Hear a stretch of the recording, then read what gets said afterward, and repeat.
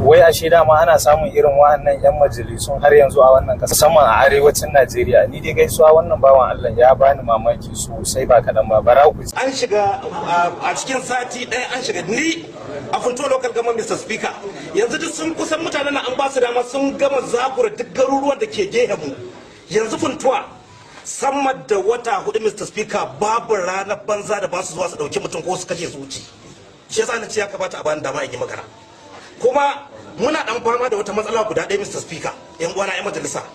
Duk sadda aka ce mutanen nan za su ci karansu ba babbaka, amma duk sadda wani daga cikin gari ya ga barawo ɗaya daga cikin barayin nan aka yi amfani da makami aka kashe shi, da kyar sai an yi kusan shekara ɗaya sannan a kwace shi a nan sai ya Katsina saboda ya kashe barawo. Amma barawo ya zo ya kashe sama da mutum 1000, kuma tun muna zaune muna kallon wani abu Mr. Speaker. Shin sai ai magana a ce ba za kwanakin bayan jibi ya yi magana an ce wulakanci, an yi wulakancin in ba mu aikin mu an ce mana dole ne ya kana wakilcin mutane ana kashe su ba za a baka dama, wanda shugaba kake tsoro da ba za ka yi magana akan shi ba, mutane na cikin bala'i.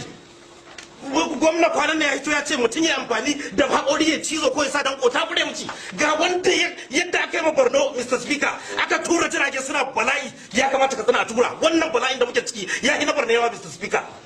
Kullum ko jiya haba ko je Mr. Speaker akwai aboki zai shiga gida ya tada barayi a cikin gari wanda bala'i da muke ma shi kuma gida ya zauna ana cikin bala'i sai a ce bala'i. Amma shugabanni sun yi shiru abin su kaman ba a cikin damuwa a ƙasa baki daya. Allah ya sa mu dace.